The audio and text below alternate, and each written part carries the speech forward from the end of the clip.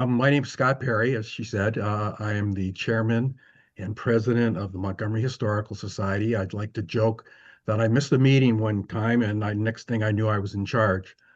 Nonetheless, I've been doing it for about 20, 21 years now, and certainly encourage anybody to who's passing through Montgomery and sees us open to stop by and say hello. I noticed the brochure that was out there had me identified as a historian, and I thought, oh, I've never seen that before. And I need to tell you right up front that I'm not an expert on covered bridges, and I'm not even an expert on history, but I've been doing Montgomery stuff for about 20 years and have picked up some of the things along the way. Um, I guess my moniker that I kind of would prefer was based on a 2018 article in the 7 Days in which they refer to the people that populate the rural and small historical societies as a benign fringe element that are dallying with obscurity on a daily basis. So, if you would, just think of me as a member of the benign fringe element, and we'll have no problems. In case you're wondering, yes, I do have the T-shirt. No, frozen. There we go. So I think it's appropriate that make this presentation. The Montgomery Historical Society was the first organization, I think, to host an event after the designation of the Upper Missisquoi and Trout River as wild and scenic. This was done in October of 2025. We had a presentation at Pratt Hall. But prior to that, we had been involved. Ken Secord, God bless his soul, was also on our board, and he was working as part of the study group. I think Todd Lantry also was. We hosted a meeting of the study group, and we also made an input and went over the draft of the ORVs that were related to the covered bridges. So it's 11 years ago, but it's where has time gone? I don't know. This is a picture of the brochure that we put up at the time. And you can see on the bottom there, first of all, there are two organizations that are no longer active in Montgomery, but three of the four organizations use the covered bridge as one of their logos. So with that, I kind of move on to some of the more things. Also, a shout out to John Little and to Cynthia Scott, who's our representative now. And you feel free to interrupt with questions anytime, or you can hold them to the end. It doesn't matter to me. So this presentation has changed over time from back 11 years ago, because back then we were kind of embarrassed by how little we knew about our cover bridges and certainly hadn't really organized a whole heck of a lot. So we've done some work since then and made some progress. And this presentation is going to focus on the who, what, where, why of Montgomery's covered bridges. And again, I'm not a covered bridge expert. I will yield to the folks that are to get the real skinny on the bridges. So with that, I think one of the big reasons that we have the covered bridges and that you have to understand it is geography, and specifically, and the other part is commerce. So, but specifically on this, it's topography. And in this 1871 history of Franklin County, Nelson Clapp wrote an essay on the history of Montgomery and just kind of like the bio of Montgomery. And he pointed out that Montgomery was basically like a tray with one end broken out, so that basically water basically collected on the tray and ran out that thing. And what he meant to point out was, yeah, we're a watershed. And those lines on this picture of the town show the ridge lines, and anything, any water, any that kind of thing that runs into that watershed ends up in the Trout River and starts moving on out. And I know you're not here in the village. If you are, then I guess you're probably not watching this. So please bear with me in terms of some of those low things. But the point of this particular slide is that because of the many brooks and rivers and whatnot, there needed to be a lot of bridges to get to the other side, as it were, if you're doing the famous why did the chicken cross the road? This is that same area shown on the previous slide, but with the relief a little bit more pronounced. And plotted on the map here are the seven covered bridges that were here when I first came to town. And this is the Hectorville site, the Hutchins site. This is Creamery Bridge. This is Fuller, Comstock. Whoops, go back. Comstock, Longley, and Hopkins, and the various dates they were done. The Hopkins Bridge is in Enosburg, but it was built by the Jewett brothers from Montgomery. Hectorville Bridge is no longer standing. It was taken down because it had gotten to the point where people were concerned about safety. And there have been a couple initiatives to try to get it back up, and talk about that a little bit later in the presentation. It's interesting to note that Nelson Clapp went on to talk about Montgomery and how Jay Mountain was in the town, and that sometimes it was resorted to by pleasure seekers, but it was too far away for the pleasure to amount to much. It just goes to show you how maybe not much vision was appropriate at that time. So this is a kind of summary of Montgomery history, bringing us up to the period when the covered bridges were built. Founded in 1780, first settlers in 1793, and basically farming and small industry supporting services kind of things. Even though population was kind of increasing pretty well before the Civil War, it plateaued at the Civil War, but then after the Civil War, it really took off. And that's what's around in here referred to as the golden years, the 50 years between 1870 and 1920. That's the period when most of the bridges were put up, although the oldest bridge was the Longley Bridge, and it was 1863. There's not much that I've ever seen about covered bridges prior to the Civil War, and that's just something I don't know about. Obviously, there had to be ways across the rivers, but maybe it wasn't as much of an imperative because of the commerce piece of this. This slide shows the population change according to the census, and you can see the golden years down here on the bottom are pointed out. Montgomery's population peaked in 1900. At that time, that made us the sixth largest by population in Franklin County, and that's of 15 towns. And then you saw the population start to decline. So by 1920, the population was just about 1,650. Even though that declined, the other towns declined faster, and that made Montgomery the fifth largest town in Franklin County, behind only St. Albans, Swanton, Enosburg, and Richford. However, by 1990, we were 15th again. So this is the period again where the covered bridges were put up, and it's also a period of very intense commerce and logging activity, and that's the kind of the context that I wanted to pull across here. That meant a lot of wealth came to the town, and that allowed them to do things like build covered bridges. In the case of the Historical Society, that allowed them to transform the building, the church, which is called Union Church, into a different kind of more Gothic building. You have crenellation up here, a clock, a bell, and all these moldings that are Gothic features. And that all happened from 1870 to about the turn of the century. Business was booming. This is a list from 1873 of all the different businesses that were known to be in Montgomery. A doctoress, I'm assuming, is just a woman doctor.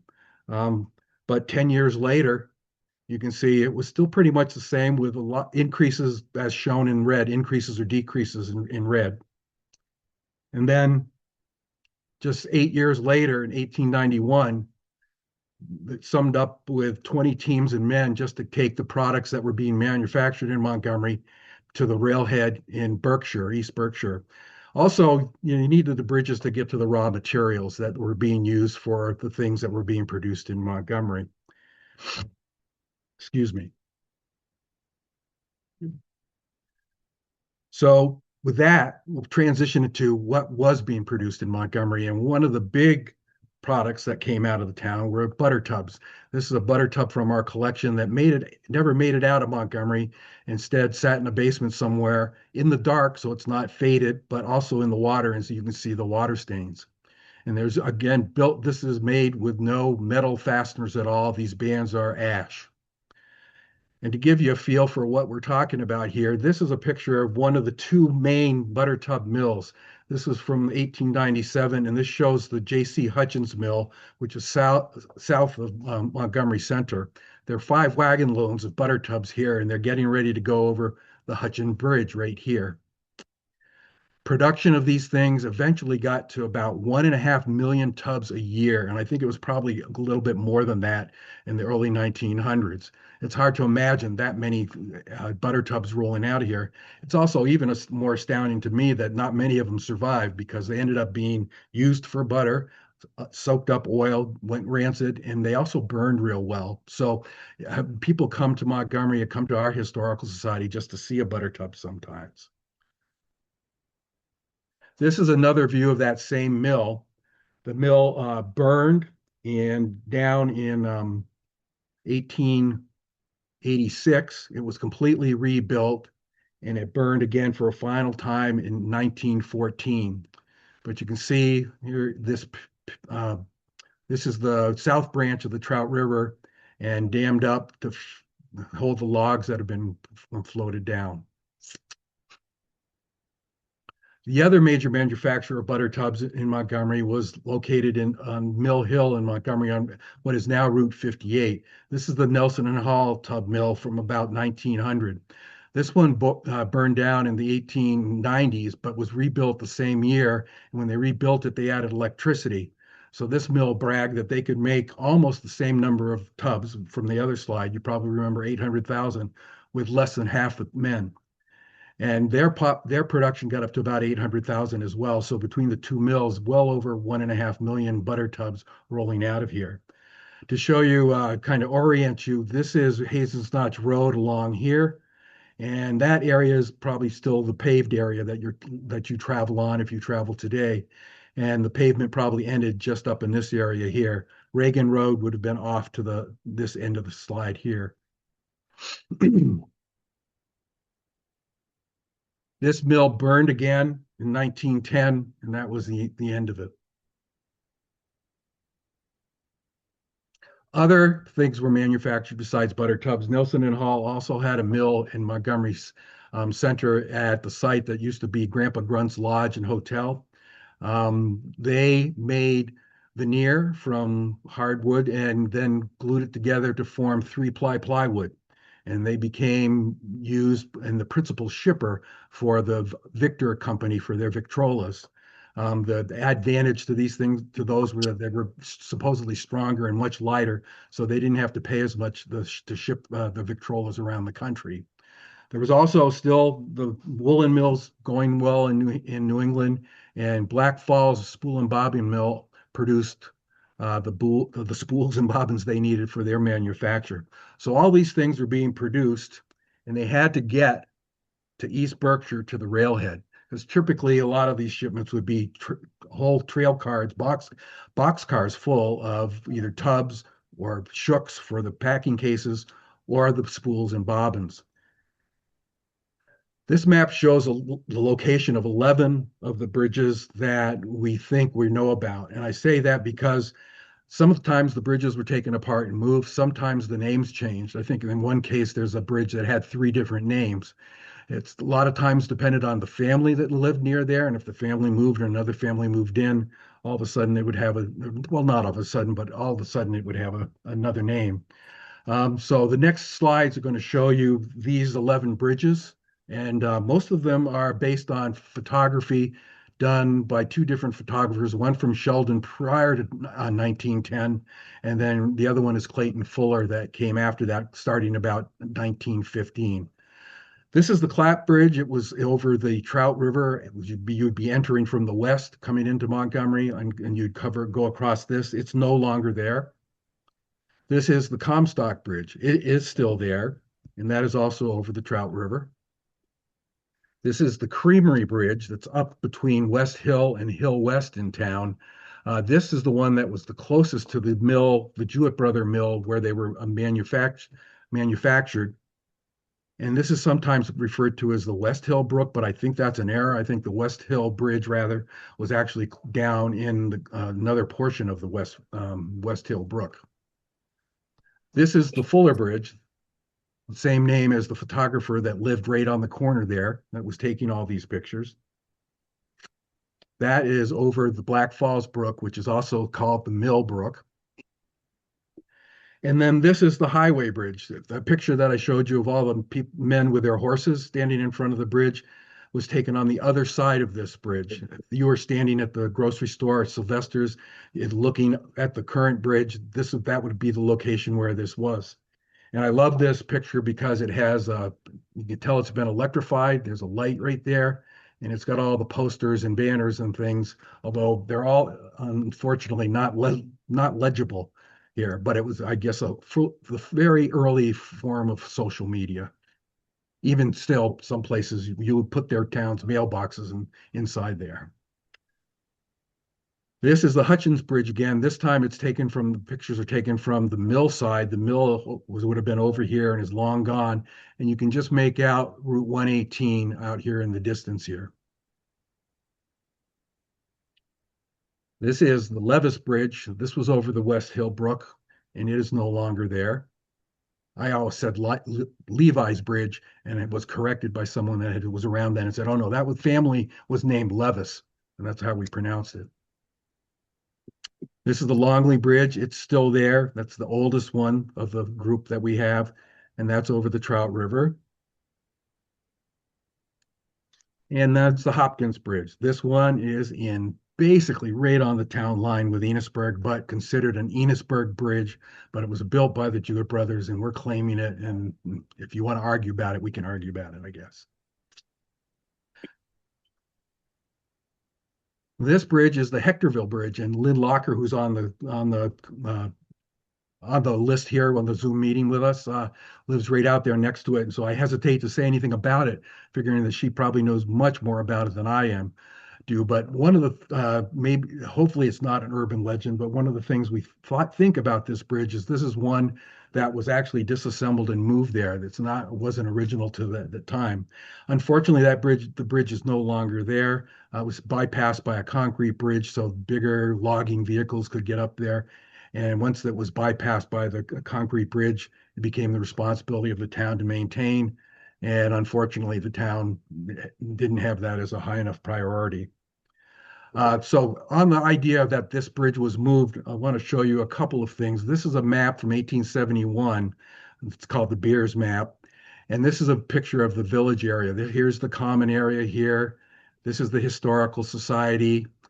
This is where the Fuller Bridge is right there. And then this is where the Comstock Bridge right there. This area right here spans this thing called the gutter, which I thought was probably a man-made or at least man-enhanced canal between the Mill Brook, now Black Falls Brook, and the Trout River over here. This is a kind of an alley or a grouping of mills that were all on the river, and the river was dammed up.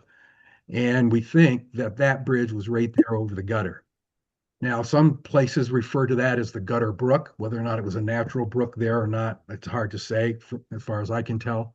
But anyway, this shows you that picture of that same area.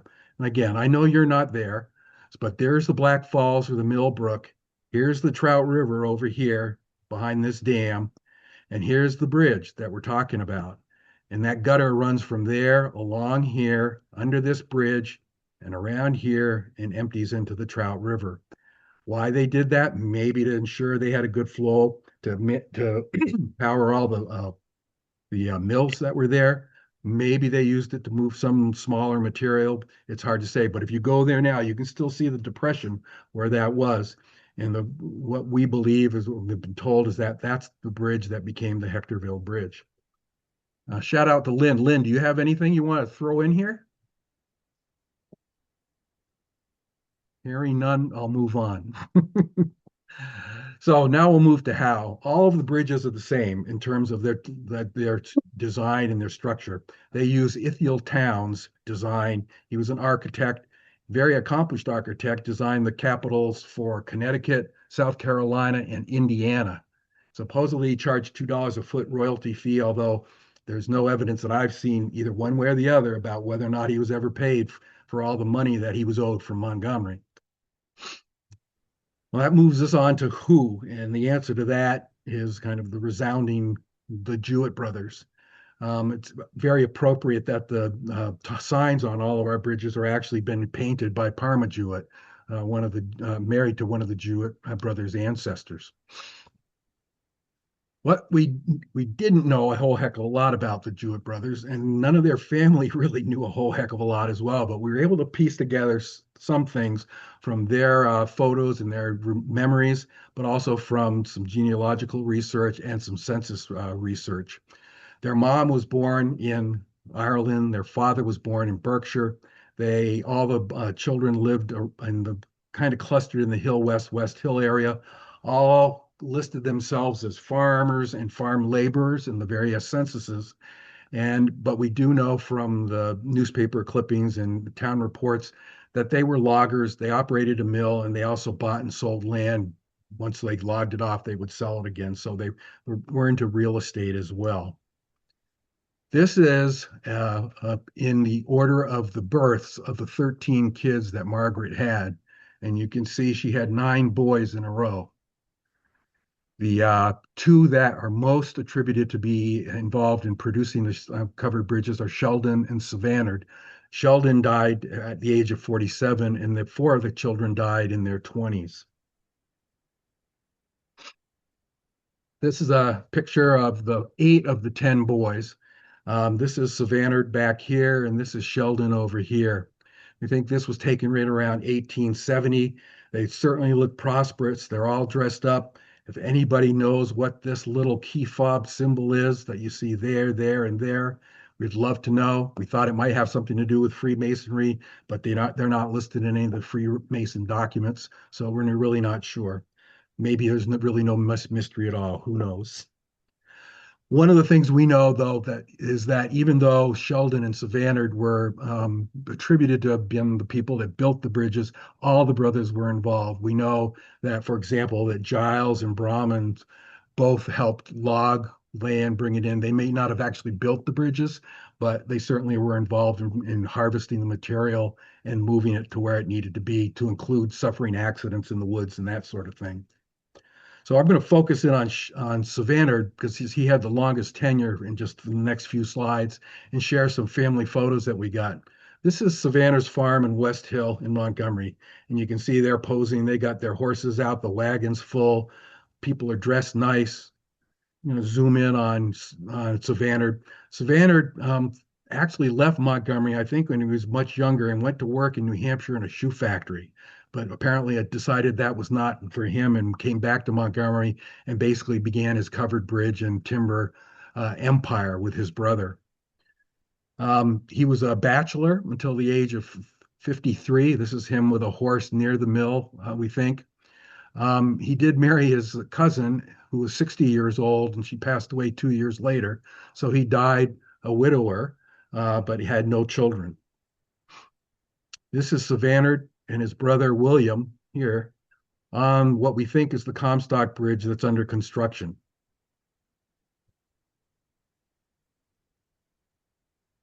And then this is the bridge, Comstock Bridge, under construction. There are 10 men in this picture, if you can find them all. And 5 of them have pegs or trunnels, which is a shortened form of tree nail, that they're square-headed pegs that tie the timbers together to form the truss. And there's no other fasteners used in a covered bridge using this kind of thing. Although when you go through them today, you'll see a piece of iron here or there where the modern restorers or whatnot have had to make arrangements to do that. This is the same bridge, the Comstock Bridge in 2005, while it was undergoing a major structural restoration. Actually, it was in pretty good shape, and I'm told that they didn't have to do a whole heck of a lot in terms of repairing the truss.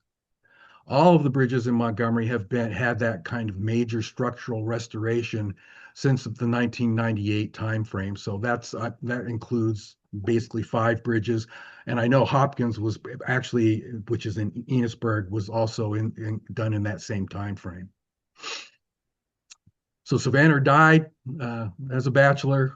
He was buried next to his brother Savannah in the West Hills, or in the Montgomery Village Cemetery. And so that's kind of the who, what, where, when, why, as far as we know at this point. But that's all very clinical and all very utilitarian kind of things. The things about covered bridges are, and I'm sure you know this, is that there's an emotional part of it. There's an aesthetic part of it. In fact, I don't know why they're not aesthetic ORVs as well, but it's people remember them because the place they're in is unique and have the memories affiliated with that. And so, if you'll bear with me, I thought I would make an example that this is actually a Fuller photo, the photographer I talked about who lived next to the Fuller Bridge, which is this bridge, and he could just step out his door and he would have this view. And his wife, Eva, and his sister, Elizabeth, would hand color some of his photographs and they would sell them there as well. So you're seeing a hand colored Fuller photo here, and it's the view outside his front door, as it were. And this poem is by his sister, and she passed away in 1953. But even then, it's like it's nostalgia incarnate. It says, the covered bridge is standing yet, a relic of the past. 'Twas built in horse and buggy days when life was not so fast. It's seldom now that wagon wheels, the trotting of a horse, are heard within the covered bridge. The changing times, of course. I once would boast that I could tell what farmer came to town by just the way his buggy squeaked. His horse's hoofs went down. But now I see a streak of blue, sometimes a streak of gray. An auto passed through the bridge. It's speeding on its way. The bridge was once a haven on a rainy summer day. The children in the neighborhood would gather there to play. Sometimes 'twas kitty corner, sometimes was keeping school. A noisy bunch of youngsters bent on breaking every rule. They went climbing up the lattice work and hiding on the beams, calling out to folks who passed and scaring all the teams. The boys would carve initials, unite what names they pleased, and then look down in laughter because the girls were teased. But what excitement always reigned when circus bills were posted. Roaring lions, acrobats, all things the circus boasted. We studied on those circus bills where daring stunts were shown, and after painful practice gave a circus of our own. But now, when children cross the bridge, they're told to hurry through and frightened into knowing what a speeding car might do. The covered bridge is standing yet, and through its open portals, the cars go dashing day and night. What chance have we poor mortals? In contrast to that, I have another poem here that's shorter, and it was written by a gentleman that basically found a lot of time on his hand during COVID. And so he went out and explored, and I think he probably did some photography and whatnot. But he published in 2021 a small book of sonnets that were based on his explorations around Franklin and Lamoille County. The gentleman's name is James Chapados, and it's about the Hutchins Bridge. That's the title of it. It says, downhill astride the river stands the bridge. Once hundreds crossed each day village to mill. Now only the curious come downhill to see its roof timbers span the river's ledge. Wood lattice shadows hold in its dotage joinery of angles and corners that still hold in their dust memories no quill has writ, moments of love and private pledge. There is an echo when I step onto its worn planks, a rustling as pigeons wake to my presence. Its shade holds silhouettes, history's vestiges in earth tone hue. I see them shaped by joy, by love, by ache, dancing with the wind and the river's spirit. You can't forget the poetry and the artist, the paintings, the photography, and that sort. This covered bridge pamphlet is available from the Historical Society website. We also provide them to local businesses and have basically a lot of the information kind of in Reader's Digest form. And this is a picture of our homepage. We do have online this presentation or a version of this presentation. We have the write-ups because all the bridges are on the National Register of Historic Places, and 3 of the 5 in Montgomery have historic site markers. One, the Hectorville site, has a historic site marker. And all the bridges also have a QR code that the Vermont Covered Bridge Society has put inside them that you can just walk up to your phone and you can get information on the bridges if they haven't been taken. I should probably qualify that. Last year was the first annual Vermont Covered Bridges Week. They're going to reprise that again this year. It's going to be the first week of August again, and they try to get communities that host covered bridges to try to do some events to help draw people's attendance and interest. And so we actually supported that, did a version of this presentation on both weekends, and we'll probably be doing the same this August as well. That concludes what I had to say. I would say that at this point that I would urge you to join your local historical societies and or join the Montgomery Historical Society. Become a member of the benign fringe element. You won't regret it. And with that, I'd end and entertain any questions you might have.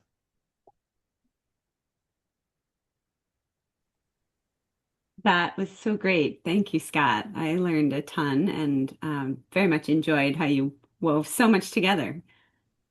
We do have a question in the chat from Julie. Are there any pieces remaining of the bridges that were taken down, either owned by the Historical Society or local families? The Historical Society has a few things like a piece of the top beam. I can't remember the term for it. We have a lot of trunnels from the different bridges. But we don't have anything really beyond that other than some very bits and pieces. The Hectorville Bridge, when it was taken down, was basically palletized and put into storage at St. Audge Construction with the intent to resurrect it at some point. And unfortunately, there's been at least 3 efforts to try to do that, and each one came up with kind of a different plan. The latest was to erect it sort of as a static display at the rec center in Montgomery. But it got to be the price tag got to be just so onerous that the select board just said we just can't justify it. Also, there's some question now about the condition of the stuff of the timbers and stuff because they've been there for so long. I don't know. Again, I'll yield to Lynn Locker. She was involved in some of that, and if she has anything to add. But yeah, they're not owned by anybody but the town and the few pieces that we have. I do tell you, I have one that's personally we have them on our mantles, and I just happened to walk into the Vermont History Expo one year, and the Vermont Covered Bridge Society was selling trunnels for $5 a piece, and they said they came from the Fuller Bridge, and I got what? How come you're selling trunnels from Montgomery and I don't know about this kind of thing? And so I bought one and found out when talking with them that they knew, they worked with the state and knew where all the construction projects were going to be and the rehabs, and they would just make sure they got there when the workers were working on them. And as they removed trunnels, they would just throw them away, and so they'd take them and collect them up. And sure enough, during the last, I think, project in Montgomery, I was taking some friends that were visiting out to see the bridges, and we looked in a trash can, and there was a bunch of chicken bones and stuff like that, but there was a pile of trunnels. so so we grabbed a bag and bagged up some, and when I was on the select board, we used them to get them laser engraved as thank you gifts to people that long-serving public servants and stuff. So, but yeah, those are the only pieces I know about. Sharon put in the chat she wanted to make sure that we know about the highlight of the winter carriage ride is going through Comstock Bridge, and that must be a treat. I always miss those carriage rides. I'm often busy on the weekends, but I'll have to try to make a better effort to enjoy that. That sounds Yeah, you fantastic. can't get any more picturesque than that. Although this year, because we had that kind of real warm up and everything, the water overflowed the road on one side of the bridge, so the horses couldn't go through. But Yeah, and every time we have new horses, they're never quite sure if they're going to go through that covered bridge or not. So they always do a run without any people and everything. And so far, all the horses have gone right through. So yeah. that's fun. So, you mentioned ownership of the bridges. Is there any concern about trespassing if people are going? Is there any worry about anyway, if we're encouraging people to explore the bridges, should we make sure like please stay on the road, don't go to get that side shot if you're walking in someone's yard? Do you guys have any advice about that? Not really. They're all pretty accessible. There's usually a place to park nearby. Yeah, and just be respectful. That's all. Should be common sense, And right? and yeah, I will warn everybody, don't try to take a trunnel out. Yeah, you may find a loose one, but you don't want to be the person that took that one trunnel out, and next thing you know. So don't mess with the trunnels. Disaster. Phil put in the chat, which of the remaining bridges is your favorite, Scott? I don't know as I have a favorite. The all the sites are kind of unique to themselves because it's the place plus the structure and the combination. They're all driven through by, traffic. So some towns say they may have more, but they don't actually use them anymore. So we do brag that we're the covered bridge capital. So I won't pick a child, as it were. Um, I would say that I I was surprised because I think when you have them there and they're always there and you're used to them, sometimes you take them for granted. And so we've suffered from an embarrassment of riches here because we had so many, 11 at one time, and now we're down to five plus the one in Enosburg. And um, so, yeah, people, I think, tend to just take them for granted until something happens, and then everybody gets energized and concerned. So, Yeah. That's great. I lived that. I live on the other side of the mountain in Jay, and so the only covered bridge on this side burned down in 2021, and it's a definite loss. And yeah, so I yeah, get to come and visit yours in Montgomery. there you go. Thank you much.